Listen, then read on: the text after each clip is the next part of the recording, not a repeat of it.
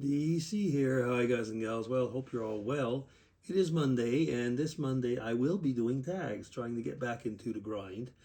And I've just finished doing Jasmine's tag, and we'll then move on now to Dave Nicholson's last Saturday tag. Hi there, Dave, and I do hope that you're well. So I'm up in the office, as you can see, and I'm reading the questions off of the computer. So let's just get into it. Excuse me. So, question one. What would you. Oh, goodness, I just went and moved there. Okay. What would you regret not fully doing, being, or having in your life? That can be pretty complex as a question. I think finally I would have regretted if we had gone back to Canada.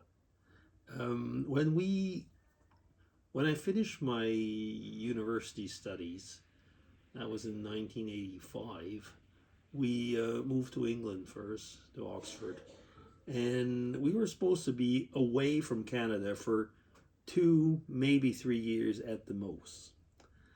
And finally, like we're 41 years, we're 41 years later, and we're still in Europe. And of that time, I mean, now having been in Switzerland long enough that we've been Swiss for many years now, I really would have regretted if we had not gone through with our decision to stay here and to make our life here in Switzerland. It's something we were talking about that even today. We just really do not regret that decision one bit. Okay, question two. Are you holding on to something that you need to let go of?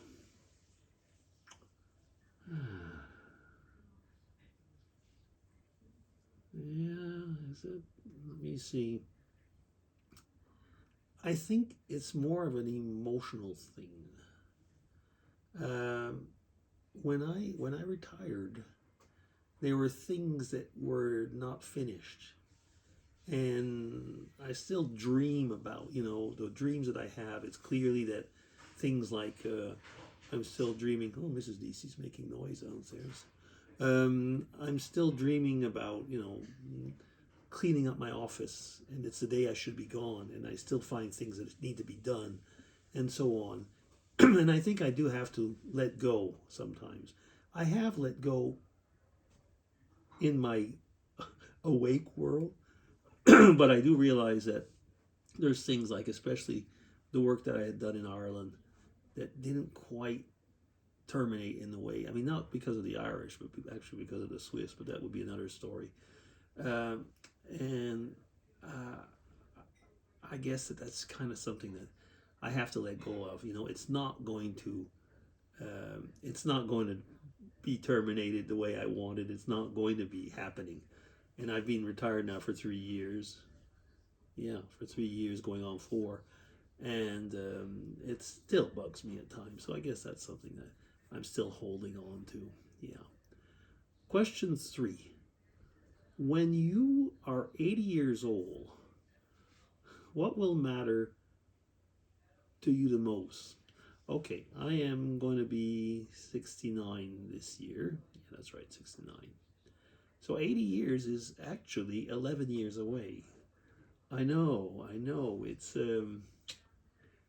It's getting it's getting pretty close, actually, when you think about it.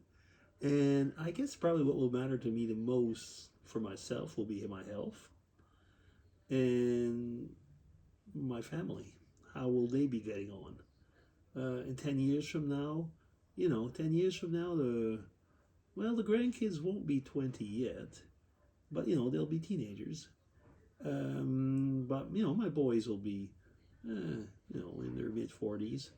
And, is that right? Yeah, they will. We had the kids that are actually rather late. And so the family, but I guess, mostly it would be a question of health, because I'd like to, definitely would want to still be staying here. And so that means not only health, but the physical and financial health. that will matter to me, a lot, so that we will be able to be here. And I continue on that line. I hope that the same for Mrs. DC. We've been together for so long that definitely will not end like our friend last week that we had to say goodbye to his wife. In that respect. So no, I wouldn't want anything like that. Not yet. 80 years. 80 years is the new 70, people say. We'll see if that's true. Anyway, but yeah, that's it for that question. Question 4. When is it time to stop calculating risk and rewards and just do what you know is right? Oh, that is not an easy one to answer, actually, because we don't always end up having that type of situation. So, if I get back to the workplace, oh yeah, I do have an example in that. I've mentioned it here before, but I was kind of fits in with Jasmine's law tag in a way. But the question is, I was quite competitive, and I was doing well in my earlier years in the pharmaceutical business, and I had been basically told that I'd been given a nice promotion, and I was on the way to get another promotion. But I knew there was another person that was up for it, and then I had a discussion with the head, and he told me that, well, because of things that I had stated, I could not get that promotion because I had said that my family would always come first. And this was a guy who I knew pretty well. He had a family, but it was the contrary. It was not his family that came first. And he said, well, the other guy who was against me, he says, I know that he will put the company first. And he says, and we need people like that. And I mean, this was a really nice, a really nice promotion. And basically it would have been, a lot of money and so on, and a lot of power. And basically he asked me, point blank, in a way he would prefer me, but would I be ready to, to take that plunge? And I said, no, I'm not. I will not do that. And he said, well, he says, in that case, you know what the outcome will be. Now, I didn't lose my job or anything like that, but like I say, I didn't get the really, really cool promotion. Yeah.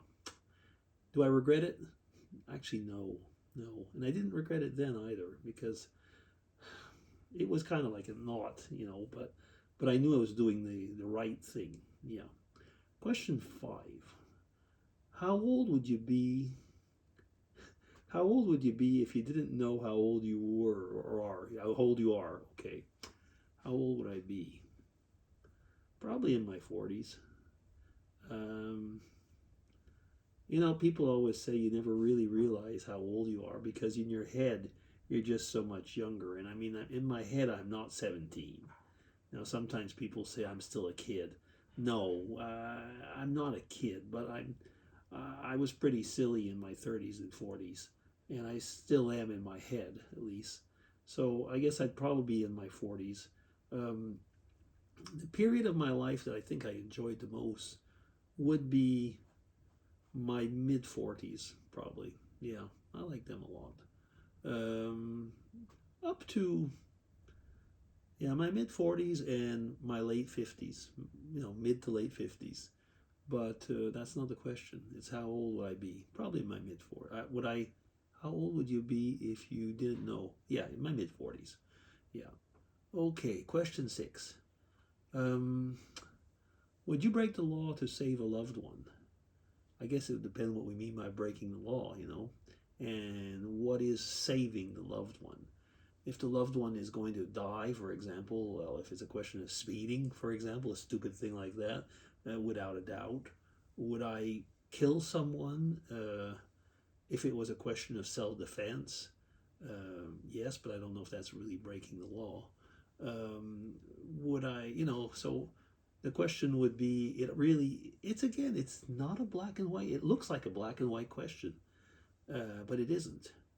It isn't. And again, it depends what it means, like saving a loved one. But if it would be something, where it's a question of life and death, and that the person, it was a question of saving the person, serving the person's life, I most probably would, because, but like I say, that is not, it looks like a very easy question to say yes, but it isn't. And think about it correctly and you'll see what I mean. Okay, question 7 and last. What makes you smile? So many things in life make me smile. But I think my family. My family makes me smile. And I gotta say, playing with the grandkids, and sometimes, there's spontaneous remarks or things like that. That makes me smile, yeah. But yeah, my family, yeah. And life in general. I'm pretty much a happy person overall. And is that it? Oh, it should be. And that'll be it. Thank you very much, Dave. And hope that you have a good week. Bye-bye. He's signing off. Take care.